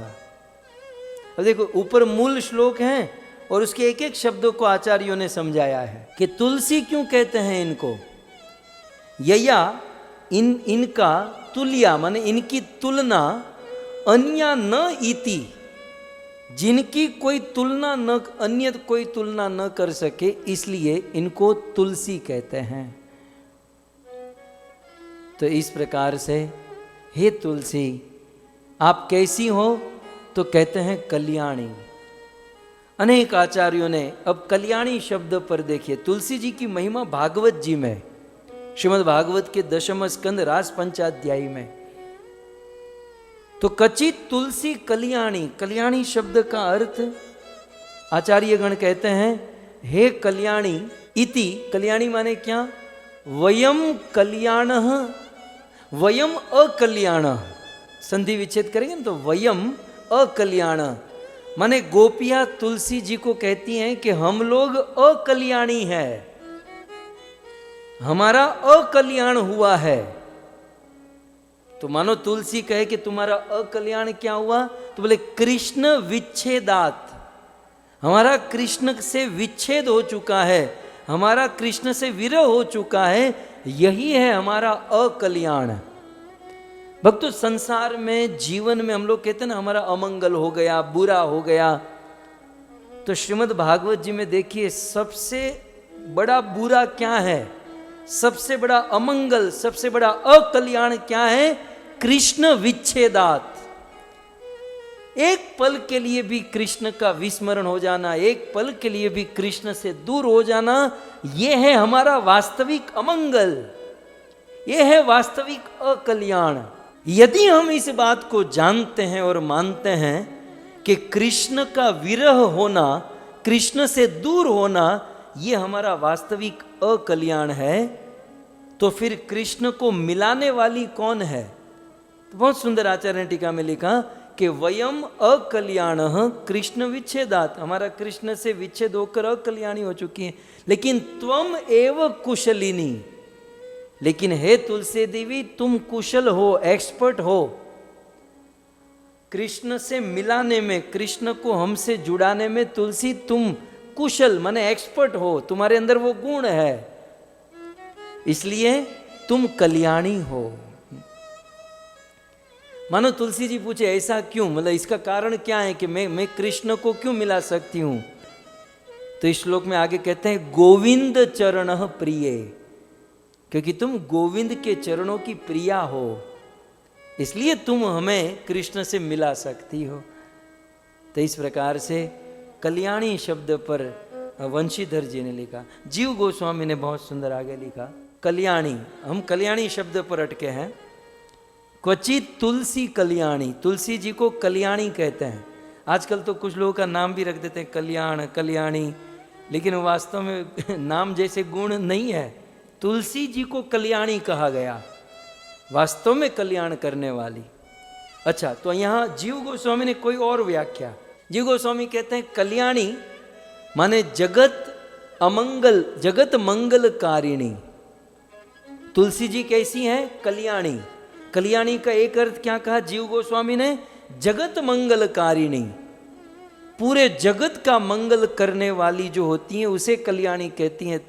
कहते हैं हे तुलसी तुम जगत का मंगल करने वाली हो, कल्याणी। और कल्याणी का और आगे अर्थ करते हैं परम सौभाग्यवती इति। कल्याणी का और एक अर्थ परम सौभाग्यवती, तुम परम सौभाग्यवती हो, हमारा भी सौभाग्य बढ़ा दो, हमारा भी भाग्य खोल दो। तीन अर्थ हुए ना ये सब मिलाकर। पहले कृष्ण से जुड़ाने वाली, जगत का मंगल करने वाली, परम सौभाग्यवती, ये सब कल्याणी के अर्थ है। सनातन गोस्वामी ने कल्याणी शब्द का अर्थ कहा हे कल्याणी चीर जीविनी। कल्याणी का एक अर्थ ये सारे व्याकरण की दृष्टि से अमर कोश, जितने भी कोश हैं, ये आचार्य कहीं बाहर की बात नहीं करते, कहीं ना कहीं से मतलब व्याकरण के अनुसार, गुणशील के अनुसार ये सारी चर्चा है। इतना अर्थ इतनी सूक्ष्मता से आप कहीं भी नहीं पाओगे। ये केवल ब्रह्म गौड़ीय मध्व धारा में ही संभव है। हे कल्याणी, और एक अर्थ देखिए, अब ये एक एक अर्थ पर घंटों भर कथा हो सकती है, एक एक पॉइंट पर बहुत कुछ बोला जा सकता है, लेकिन मैं जस्ट केवल आपको इंडिकेट कर रहा हूँ। आप सब एक्सपर्ट हो चुके हो, आप स्वयं अपने घर पर इस चीज़ पर मंथन कर सकते हो। अब देखिए हम सोचने लगे, सनातन गोस्वामी ने कहा कल्याणी माने चीर जीविनी। तो तुलसी महारानी का जीवन चीर है, बहुत लंबा जीवन है। यदि हम लंबा जीना चाहते हैं तो तुलसी जी की कृपा ग्रहण करनी चाहिए। फिर हम कनेक्ट करें कि तुलसी जी एक ऐसा पौधा है जो ऑक्सीजन लेती, ऑक्सीजन देती है, और हमारा जीवन ऑक्सीजन के ऊपर टिका है। तो इन सारी बातों को कनेक्ट करके इस पर बड़ा मंथन चिंतन किया जा सकता है। लेकिन आप सब ये अपने आप होमवर्क दे रहा हूं, आप लोग कीजिएगा इस पर। तो हे कल्याणी चीर जीविनी, बहुत सुंदर आगे आचार्य कहते हैं कल्याणी माने हे कल्याणी मंगल रूपा। और एक अर्थ कल्याणी का अर्थ है मंगल रूपा, जो साक्षात मंगल स्वरूपा है और सदा सौभाग्यवती है, उसे कल्याणी कहते हैं। और एक आचार्य कल्याणी का अर्थ केवल कल्याणी पर ही, कल्याणी का अर्थ करते हैं कल्याणी स्वयं सुख रूपा। कल्याणी का अर्थ क्या है? बोले स्वयं सुख रूपे सर्व सुख कारिणी च इति कल्याणी।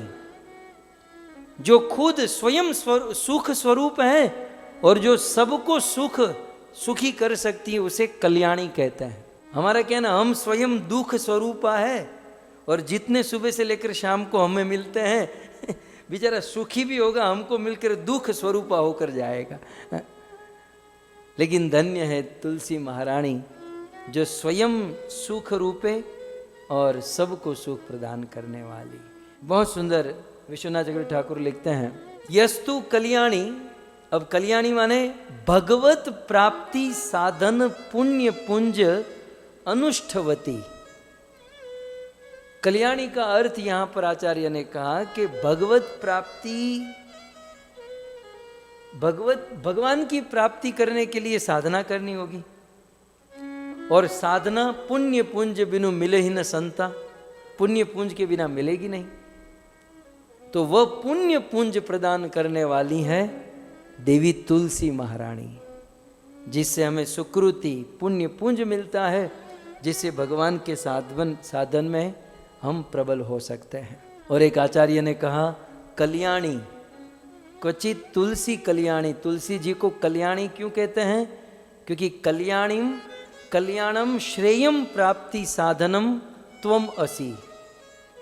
इस दुनिया में श्रेय प्राप्ति करने के लिए, मतलब आत्मा का कल्याण करने के लिए जो साधन है, वो साधन और कोई नहीं, तुम ही हो। मतलब तुलसी जी की सेवा ही आत्मा का कल्याण कर देती है।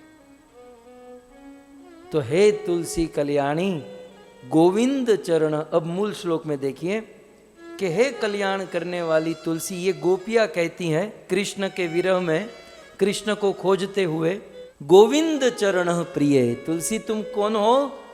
गोविंद कृष्ण के चरण की प्रिया हो।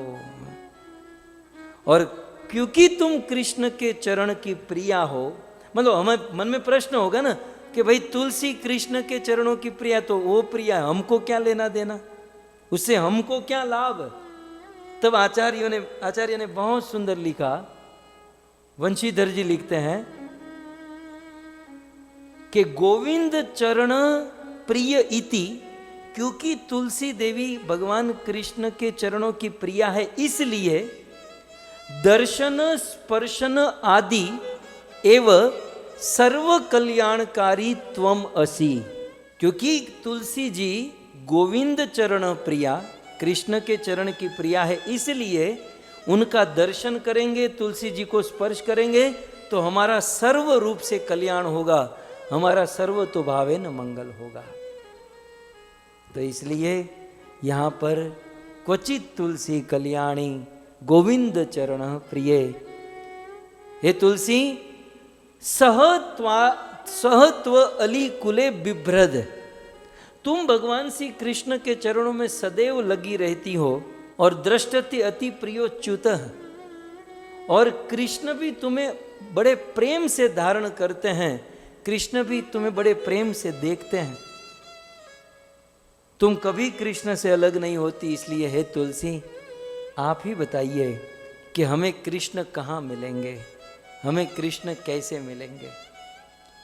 गोपियों के जीवन में जब कृष्ण का विरह हुआ, तब गोपियों ने तुलसी का सहारा लिया, और तुलसी माता ने गोपियों को भगवान श्री कृष्ण से मिलाया। सो इस प्रकार श्रीमद् भागवत जी के रास पंचाध्याय में तुलसी जी की इस महिमा का वर्णन किया गया है। श्रीमद् भागवत के एकादश स्कंद में वर्णन है गोविंद भुज गुप्तायाम द्वारवत्याम कुरुद्वह आवासित नारदो भिक्षणम कृष्णोपासन लालस। भागवत के एकादश स्कंद में जब भगवान श्री कृष्ण द्वारिका में रहते थे 16,108 रानियों के साथ, और वसुदेव देवकी जी भी द्वारिका में थे, तो गोविंद कृष्ण की भुजाओं से रक्षित द्वारिका नगरी में आवासित नारदो, एक दिन नारद मुनि आए। वैसे नारद मुनि अभीक्षणम माने बारंबार, नारद मुनि बारंबार आते थे। क्यों? कृष्ण उपासन लालस, कृष्ण की उपासना, कृष्ण का दर्शन करने के लिए। तो आवासित अभीक्षणम, बारंबार नारद मुनि द्वारिका में आते रहते थे। अब एक कथा सुनिए पुराणों की, कि एक दिन नारद जी द्वारिका में आए, और द्वारिका में बहुत बड़ा हाहाकार मच गया, बहुत बड़ा हल्ला मच गया। प्रॉब्लम क्या थी कि कृष्ण ने किसी ब्राह्मण को वादा किया था कि जब तुम्हारी बेटी का विवाह होगा तो मेरा जितना वजन है उतना तुम्हें सोना गोल्ड दान करूंगा। ब्राह्मण निश्चित होकर घर पर चला गया। बेटी का जब विवाह था तो आया, बोले आपने वचन दिया। तो बहुत बड़ी तुला मंगवाई, और तुला के एक भार पर कृष्ण बैठे और दूसरे में सोना, द्वारिका का थोड़ा सा गोल्ड रखा गया। कृष्ण के अनुचर सोना रखते गए, लेकिन कृष्ण की बराबरी नहीं कर पाए। और कैसे भी होते, ध्रुव जी कहते हैं कल्पांत एतदखिलम जठरेन गृहणन, जो करोड़ों करोड़ों ब्रह्मांड को अपने जठर में लेकर घूमता है, उसकी बराबरी थोड़े से सोने गहने से कैसे होगी। तो कृष्ण तराजू के एक पात्र में बैठे थे और दूसरे पात्र में द्वारिका का सोना डाला गया। कहते हैं द्वारिका का सारा सोना उस पर लग गया, लेकिन कृष्ण की बराबरी नहीं। और कृष्ण ने ऐसा वरदान दिया था कि यदि मैं नहीं दे पाया तो फिर मैं तुम्हारा जीवन भर तक नौकर बन जाऊंगा, तुम्हारे पास चला जाऊंगा। अब द्वारिका नगरी का सारा सोना समाप्त हो गया। रुक्मणी, जामवती, कालिंदी सारी पत्नी परेशान। बोले गोल्ड चला जाए ये हमें प्रॉब्लम नहीं है, लेकिन हमारा पति चला जाएगा। सारी पत्नियां विह्वल। और उसी समय आवासित नारदो भीक्षणम, नारद मुनि द्वारिका में आए। कृष्णोपासन लालस, बोले कृष्ण कहाँ, कृष्ण कहाँ। सारी पत्नी परेशान। नारद जी ने कहा हुआ क्या। बोले वो ब्राह्मण कृष्ण की बराबरी, उनको सोना देना है, लेकिन वो कृष्ण की बराबरी हो नहीं पा रही है।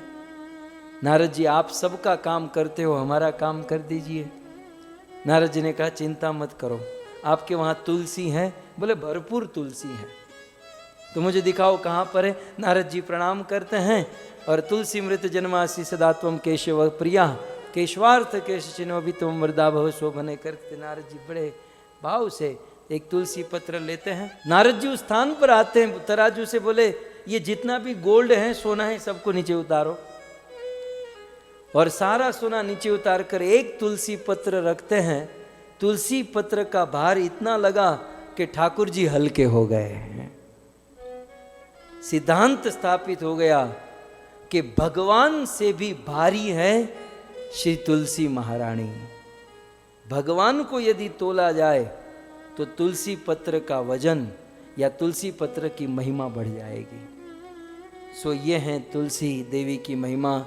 श्रीमद् भागवत और अनेक अन्य सात्विक तात्विक पुराणों से आप सभी भक्त बड़े धैर्य से, बड़ी श्रद्धा से इस कथा का श्रवण कर रहे हैं। आप सभी भक्तों का भूरी भूरी धन्यवाद। जय जयकार के साथ विराम करें।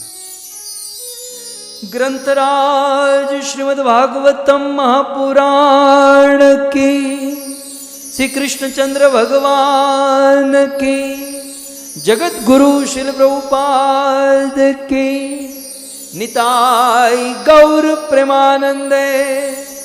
जय जय श्री राधे, जय जय श्री राधे, जय जय श्री राधे श्याम।